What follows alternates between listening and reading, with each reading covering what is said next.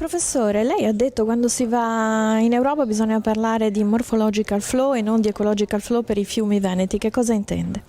Intendo dire che i nostri fiumi più importanti hanno una mobilità degli alvei elevatissima e quello che noi oggi vediamo è un'evoluzione morfologica anomala, perché gli alvei sono ingombri di vegetazione e questa vegetazione certamente non è positiva dal punto di vista del corretto passaggio delle onde di piena. Queste casse di espansione come miglioreranno la situazione sul Piave, che sembra un fiume tranquillo ma che in poche ore può trasformarsi in un'onda anche malefica se non governata? E certamente il Piave ha un regime molto particolare per cui è capace di portate di punta nelle fasi delle piene più elevate notevolmente superiori a quelle che vediamo passare.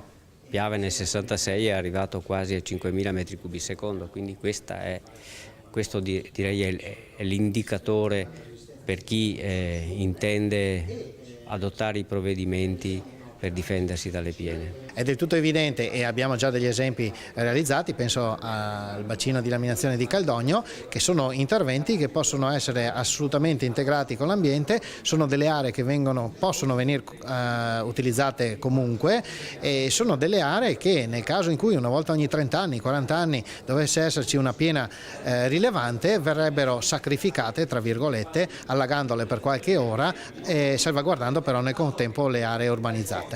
Lei vorrebbe avere le stesse regole del Trentino?